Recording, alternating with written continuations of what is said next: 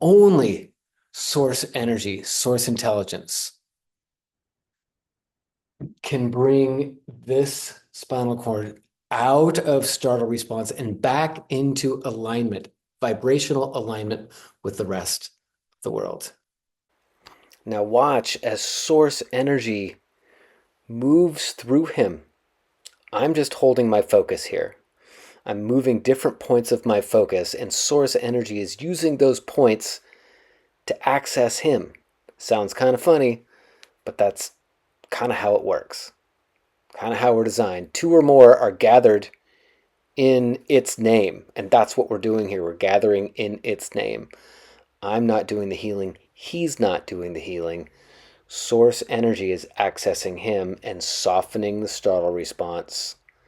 And if you listen to the rest of the video, I go into much more detail about what exactly we're seeing here and how we get this wrong if we don't understand the process.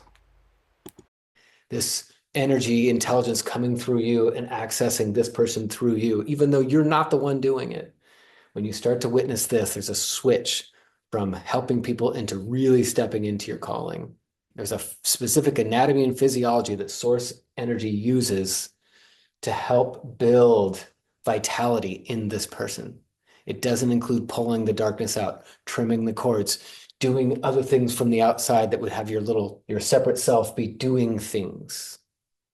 You're really acting as a sacred geometry container builder and holder. Source energy moves through that container to access them, and you learn to tweak the container differently to help them access safety, full emotional range, full mental range, full imaginative range, and then soul tones.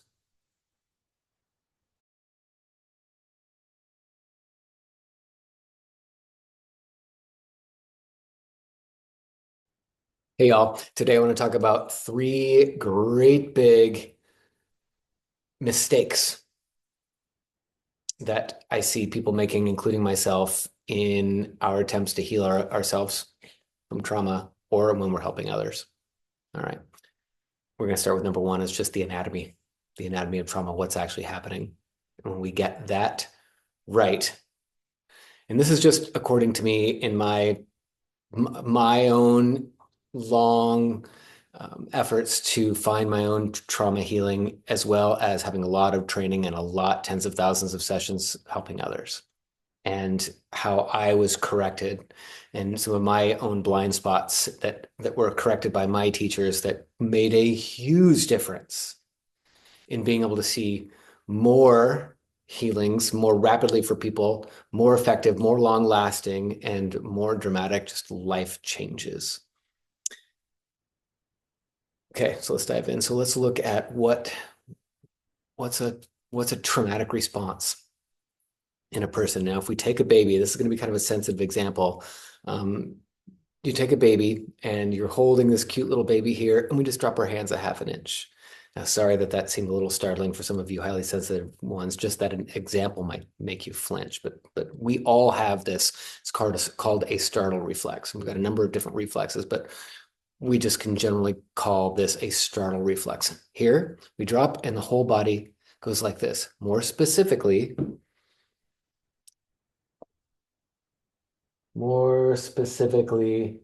it starts at the brain stem and it stretches the entire spinal cord, which then activates all the muscles in the whole body in this patterned response. Pattern. Now, this is a key term in all of my videos that I oftentimes don't remember to talk about. But if you want me to talk about pattern, feel free to just, if I forget, just put it in the notes below. Okay, so let's look at this brainstem here, and you can Google startle response, and it'll show you that it starts in the brainstem, and then what it does. But what I'd like you to do is, I mean, if you'd like to look up the major organ systems that are run from this part of the brain when the brain flips into fight, flight, or freeze. If I wanted to cause somebody to develop anxiety, depression, vertigo, maybe heart palpitations, numbness and tingling, fibromyalgia, shortness of breath, autoimmune conditions. Oh, what's one that I was hearing the other day? Um, Ehlers-Danlos. If I wanted to cause that, and the game was to do one thing in the whole body that would cause all of those things or could cause all of those things, I would take the body and I would trigger a startle response. Okay, and you start to see the pattern here, how one thing, especially in childhood, that can happen over and over and over and over and over and over and over, which creates the situation of complex PTSD is a repeated lack of safety. So what would be a situation where there was a lack of safety? Well, if you had a startle, if you were living in a situation, whether it was in school or at home with your caregivers, and there was a startle reflex coming all the time, you were trying to heal from the last startle reflex when the next one came.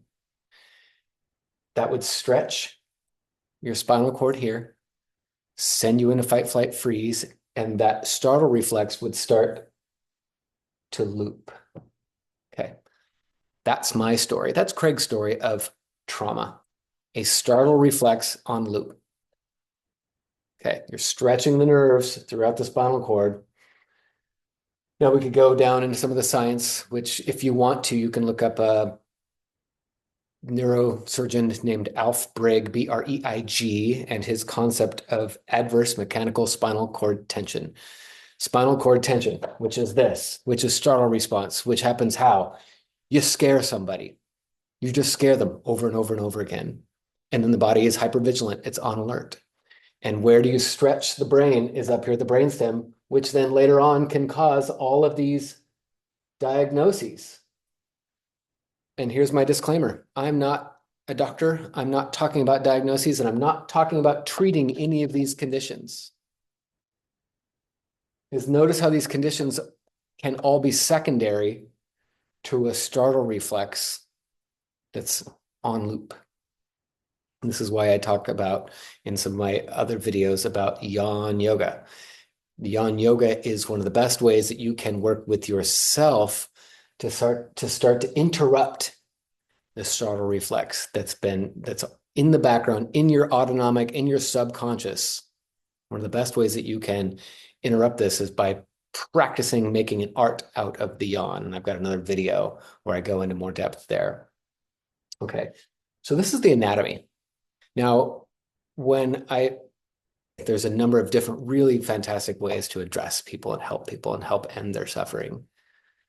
This one is the one that I have come across that in my searches produces the most consistent and profound recovery, if you will, or healings from this startle reflex, and then the downstream diagnoses, which if those happen, that's awesome. We're not treating those things. You can have a doctor diagnose and treat these things, which oftentimes I would recommend doing. Have somebody assess where you are and treat what can be treated. Psychologist, therapist, treat the bipolar, treat the depression, treat the anxiety, help all that, full spectrum dealing here. Okay, full spectrum dealing, full spectrum healing. Where I'm interested in is how yogic philosophy, not necessarily your corner yoga studio, but yoga philosophy, when you really look at the root of some of the yogic teachings, they have a technology that's perfectly designed to address the startle reflex that's on loop. And that looks like this. Look, it's even in the Kadusha symbol. The Kundalini, this is going to get me towards number 2 of 3 that we're talking about today. The Kundalini energy, or the prana, or the chi, what does it do? It, first of all, now we're getting into number 2, is what heals? What heals you? Now, this is you if you're the person that's been trying to figure out for years how to heal your own trauma, or if you are the person who's trying to figure out, am I doing the best possible things I can for my clients with trauma? What heals you? Is it the helper, the facilitator? No. Is it the person that heals themselves? No. Now I'm losing people. The third one is what I'm going to call source energy, innate intelligence, mystical shit. Whatever it is that the intelligence that comes up a plant and makes the plant go towards the sun, that's some kind of intelligence that has access to the plant, access to the plant's spine, and makes it grow up. Okay, we're going to borrow as many analogies from natural world as we can. Okay, so now let's look at yogic world. They call this the sushumna or shushumna. This is an energy channel. When the startle reflex happens, it like kinks the garden hose, kinks the energy channel. So now instead of having full access to source energy, you've got a trickle. And then your whole body then is trying to live off of a trickle for years. So it's going a little bit of trickle goes to your heart, a little bit goes to your lungs, a little bit goes to your brain, a little bit goes to your skin, a little bit goes to whatever things are. Now, I'm telling the story because of these results that I see people getting when they follow roughly this model. And we see these results like, man, how are these results happening? And then it seems to be something along these lines. Okay. But my point here is when you come across something that really consistently produces these results, then you want to reverse engineer what the heck is happening. So this is a reverse engineer story here. All right. So what I'm saying is I'm using my imagination, some storytelling here that will keep you close. That when you learn the anatomy, you learn what heals. And when you have, and this is really critical because if you're doing something, this is now for those of you, this is the how. Like what? Oh boy, look at this. How did we learn how to write? This is the how. What technique are you using? Okay, I'm going to interrupt my regularly scheduled lecture there to drive home that point number 2 that I wasn't getting to very successfully. And the point number 2 is who's doing the healing? Am I doing something to her? Is she doing something to herself? Or is something else doing something? So option C. The part that I see people getting wrong is they think that they're doing something they think they're doing something to their client, like cutting cords or pulling threads or pulling darkness out. I'm not doing any of those things here. I'm doing something else. I'm actually interacting directly with source energy to help it access mango here. So I'm really acting as a steward or a container holder through which source energy and intelligence accesses her and does its healing, because really we are way more complex than anything I would ever be smart enough to be able to address with my little ego. But we are just about smart enough to be able to hold a container while a bigger intelligence comes through and does its thing. But it does take specific knowledge and a completely different approach than a two-person exchange. What? But there is a source energy that will come up through the spine. Ding, ding, ding. Replay. That's crazy. And as you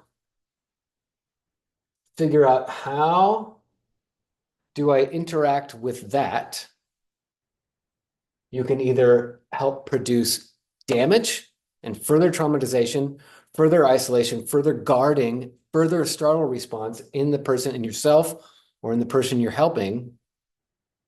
Or when you learn how this source energy, when you learn what its behaviors are, because there are specific behaviors that this source energy uses as it's coming up and down through the spinal cord.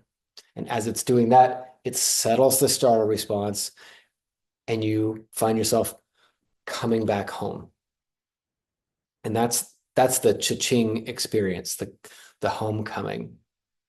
And it's not actually this person finding themselves. It's source energy finding you and bringing you into alignment with the rest of the reality around you, internally and externally. And it doesn't just do that on its own. This is another misconception that I hear, is like, once you see it coming up, once you see the energy coming up, the kundalini, the prana coming up, let it be. It's intelligent. It'll do its thing. And that's not true, actually. It needs us. It needs your exquisitely highly sensitive and potentially empathic nature to access this being here. The startle response stretches this Sushumna channel. Excuse me, and the Sushumna channel is the access point for source energy. If that access point, the spinal cord itself, is stretched, the source energy cannot fully find its way in. And so if it can't fully find its way in, this traumatized person will feel dissociated, will feel lost, will feel isolated in the middle of a whole bunch of people, fundamentally confused. Like you have no backbone. You have no, like, who am I? What am I? And you feel, and this is how I felt, incredibly vulnerable, incredibly at risk, not feeling not confident in my ability to even defend myself, to be able to understand what was happening. I could tell there was threat coming, potentially, but when there was a threat coming, I didn't have the confidence in my own access to where I was, who I was, how I felt, and how I would move to be able to address the situation that was at hand. So the startle reflex is a disarming experience. You disarm yourself. So notice the power of reconnecting, of you as the facilitator, learning how to do something with your focus, something with your posture, something with your breath, and something with your intention that will allow source energy to use you as a vehicle to find this person. Some of the ways that you will recognize that you're close to doing it this way is you're not using any effort. This is one of the challenges I see with massage therapists, changing their practice from massage-based to energetic-based, is that the habit and belief is so long practice that it takes pressure. It takes pressure to reduce the tension or soften the pain. And whenever there's pressure, there's an internal response in here where there's a bit of guarding. The most sensitive core of this person starts to guard. And when there's guarding, you're cutting off the source intelligence access to you. Now, I will put in some videos here of what this looks like. And when you get to a level, and feel free to play with this, when you get to a certain degree of ability to, in your understanding of how source energy uses your own focus container, which I can call like sacred geometry, you're actually playing in a container. Another topic there, but you're basically building a mental container around this person, around this spinal cord, through which subtle energy, source energy, can access them. But there are 5 different, down here, 5 different frequencies. All these frequencies actually coordinate together. That when they coordinate together, only when all 5 are coordinating together, can this energy come all the way up and then all the way back down so that A, there's a transformation that's experienced inside the person as they're coming up for air out of the trauma soup. And B, this takes longer practice because we're actually working with a human nervous system.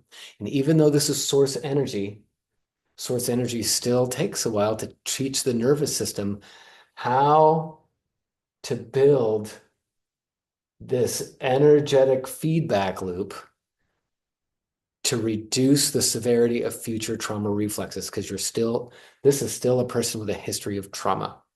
And so they're going to be triggerable. So it doesn't do a whole lot of good just to bring them up for air. When you let go, you turn away, you leave the session, and they go right back down under. Bringing them up for air does not teach them to tread water. That takes longer. It's a very specific process of integrating this one and this one and this one and this one and this one. And that's where you learn to bring them up for air. And this is what I see with that switch from the practitioners that learn and got into healing because there might have been some kind of calling, but you wanted to really help reduce suffering. So maybe you went into massage or another type of suffering reducing technology. And then in that process, you started to witness something else happening, this miracle happening, this energy intelligence coming through you and accessing this person through you, even though you're not the one doing it.